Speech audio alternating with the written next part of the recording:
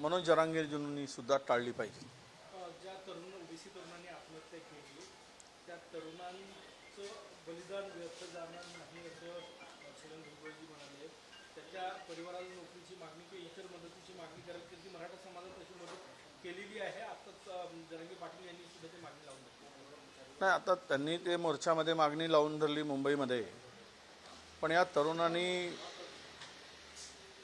ज्या लातूरच्या तो सातत्यानं ओबीसी चळवळीमध्ये काम करणारा कार्यकर्ता होता. जरी बरी गरीब होता, रिक्षा चालवत होता, पण तो ॲटो चालवत असला तरी प्रत्येक ओबीसी मेळाव्याला बैठकीला तो जात होता. ओबीसीच्या आरक्षणासाठी तो लढत होता.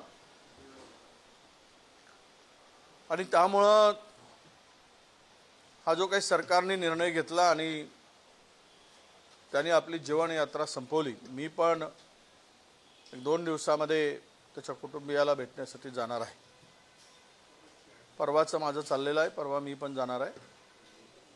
मग विषय असा आहे की या ओबीसी तरुणांनी आत्महत्या करताना जे लिहून ठेवलं आहे आणि जी मागणी केली त्यामुळं सरकारचे आता डोळे उघडतील. जे काही सोंग सरकार घेते आहे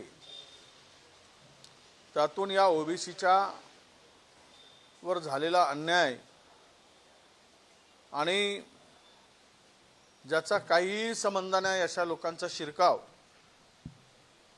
हे बघता मला वाटतं की त्या कुटुंबाला आधार देण्याची आणि सरकारने जबाबदारी घेण्याची गरज आहे. कारण सरकारच्या चुकीच्या निर्णयाचा हा बळी आहे आणि या आत्महत्येला जबाबदारच मुळात सरकार आहे असं आमचं स्पष्ट मत आहे. त्यामुळे त्याच्या कुटुंबियाला भरपूर मदतही केली पाहिजे आणि सरकारने त्या JRचा पुनर्विचारही केला पाहिजे. ओबीसीचे मोठे नेते काँग्रेसचे तुम्ही आव्हान कराल का ओबीसी तरुणांना की असं टोकाचं पाऊल उचलू नका? अत्यंत नाही, मी कालही त्या पद्धतीचं आवाहन केलेलं आहे आणि मी पुन्हा सांगतो आहे माझ्या सर्व ओबीसी तरुणांना, आपण आवश्यकता पडले तर रस्त्यावर उतरू, संघर्ष करू आणि आपल्या हक्कासाठी आत्महत्या हा पर्याय नाही. आत्महत्या करून आपलं जीवन संपवण्यापेक्षा आपण सर्वजण जे काही चुकीचं घडेल त्याविरुद्ध रस्त्यावर उतरून लढाई करू, त्यासाठी तयार राहा. परंतु कोणीही अशा आत्महत्येकडे प्रवृत्त होऊ नये. रडण्यापेक्षा, जीवनयात्रा संपवण्यापेक्षा लढण्याची तयारी ठेवा असं आवाहन मी माझ्या सगळ्या ओबीसी तरुणांना करतोय. धनंजय मुंडे यांनी मुख्यमंत्र्यांना पत्र लिहिलेलं आहे आणि बंजारा समाजाला हैदराबाद गॅझेटनुसार ST मधनं आरक्षण द्यावं अशी मागणी केली. आता ते सुद्धा सत्तेमधील आमदार आहेत मुंडे, आणि त्यांनी जर ही मागणी केली असेल तर सरकारची भूमिका काय आहे यावर आमचं लक्ष आहे. आता जर हैदराबाद गॅझेटचा विषय काढून आधार घेऊन मराठा समाजांना ओबीसी मध्ये देत असतील तर मग बंजारा समाजांना सुद्धा त्या गॅझेटमध्ये शेड्यूल ट्राईब म्हणून उल्लेख आहे. आणि अशा वेळेस मला वाटतं की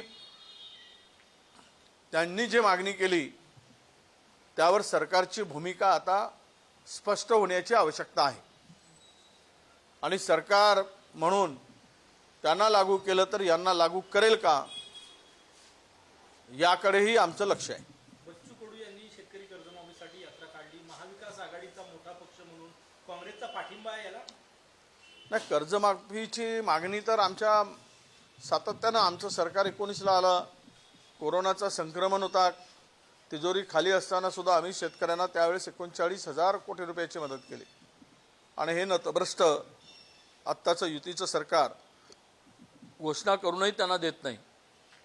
त्यामुळे शेतकऱ्यांसाठी जो काही आंदोलन असेल त्या आंदोलनाला निश्चितपणे शेतकऱ्यांच्या पाठीमागं उभं राहण्याची भूमिका आमची असणार आहे. थँक्यू. आजच्या बैठकीवर 2 मिनिट वेळ आहे का तिथं? नाही आम्हाला घेऊ दे. आम्हाला तर घेऊ दे. या, सचिन या. डोळे उघडतील असंही विजय वडेट्टीवार यांनी बोललेलं आहे. आत्महत्या केलेल्या ओबीसी तरुणाच्या कुटुंबाची सरकारनं जबाबदारी घ्यावी अशा आशयाचा विजय वडेट्टीवार यांचा माध्यमांशी संवाद.